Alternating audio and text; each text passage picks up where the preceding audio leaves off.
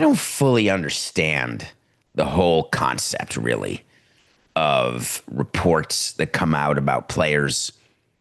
And I'm not talking as a member of the media here. I'm talking as an executive. There's so much going on with the Diamondbacks. The Arizona Diamondbacks, they traded Suarez, they traded Naylor, they traded Kelly. Basically, they were all about selling because they signed this amazing pitcher, Corbin Burnes, as a free agent from Baltimore, totally screwed Baltimore and totally screwed themselves because Burnes got hurt. The Diamondbacks are 5 games under 500. They're 11 and a half games back. I won't get to the part where they're only a half game back of the San Francisco Giants, who are buyers. I won't get to the fact that the Giants, since the Devers trade, stink like worst in baseball. I won't get to that. I'm focused on the Diamondbacks. Do you remember right after the All-Star break when Ketel Marte didn't play and his manager said, yeah, he's just not ready to go.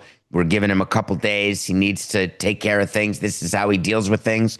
And we talked about his house getting robbed. And we said, wow, he was not able to recover. It's a total violation. It stinks. But there's other people who get their house robbed and they go to work the next day. We went through all that with you. You may recall. Coca writes enough in the description that you could find it by searching. Why is it that a report came out that, this was in Arizona, in the Arizona Republic. This was on a radio show, that Marte is a tough teammate, bad teammate, and that the Diamondbacks will be looking to move him. Why is there Marte hate going on? Where does that stem from? When he's the one who is signed through 2031, when he's the one who the Diamondbacks owe $102 million to, is this possibly and probably a payroll adjustment thing because the stadium renovations that they're doing, A, are more costly, or B, aren't going to be done fast enough, and C, their revenue is totally lagging, so they have to cut payroll? Is that possible? It can't be. Why? Because if you're a team and you're trying to move someone like the Twins were moving Correa and still paying $33 million to move to Correa to the Astros, here's what you don't do. You don't sully the guy. In fact, it's the opposite. If the Diamondbacks are looking to cut payroll and they're looking to trade Marte for whatever reason, let's say he is bad in the clubhouse. Maybe. But you don't want anyone to know that. Instead, you'd be the opposite. You'd actually be out there leaking to members of the media that he's good, that he is unbelievable. Now, there is some talk that Marte's been doing some things that may or may not be very good from a teammate standpoint. There is some talk that inside the clubhouse, maybe outside the clubhouse, he's doing things that may not actually be positive. So, for example, when it gets reported that the reason Marte was away from the club was actually not the break-in, it's that he went back to the Dominican for the All-Star break, and that he did not come back and travel with Corbin Carroll and Eugenio Suarez, but instead he took a little extra vacation saying, oh, I'm going to miss a game or two. And he gets then to say, hey, I'm a little all famished because of the robbery. All of that is possible.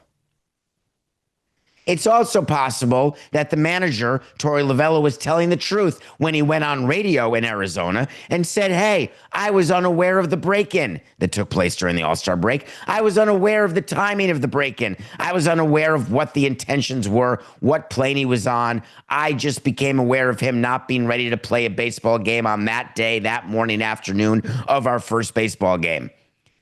Everyone now is chasing their tail about Marte. And he's a good player. Everyone is trying to figure out, what can we say? What can't we say? What can we say we knew? What can we say we didn't know? Here's a hint. The manager of the team saying that he didn't know about a break-in, here's how it works. When there's a break-in, what we teach the players anytime you have a problem is call your resident security agent. They're called the RSA. Your RSA will then get the authorities involved, spearhead any investigation, clean up any mess you may find yourself in. But the RSA, in addition to being loyal to the players and taking care of stuff, also communicates to the front office. The front office would then communicate to the manager, hey, you're going to notice Marte's not in our lineup. Why? We're going to tell you. We didn't really keep secrets from our manager unless we were going to fire that manager within the next couple of days. But other than that, we fully disclosed, and then we would tell the manager, hey, this is not for the media. This is for the media. We'd have talking points because the manager meets the media so much. So we'd have the information that you get as public, and we'd have the information that we would give that is private, and we would differentiate them to make sure there was no crossing the streams. The problem is that somewhere along the line, someone felt the need to start some sort of rumor that Marte's a bad guy, to the point where his teammate had to come out. His own teammate, Perdomo, had to come out and say, let me clear this up. He spoke to the media after the Diamondbacks game yesterday and said, don't talk to me anymore about this. Don't talk about Marte. He's fantastic. Whatever happened in the past is in the past. We're playing good baseball right now. No, they're not. And I feel like we just want to have fun. We just want to play. He was begging the media to stop. And you know what the media did, of course. You tell me to stop, I'm going to keep going. If you want to tourniquet a story, then stop talking about it yourself. But you think this Marte situation is going to go away?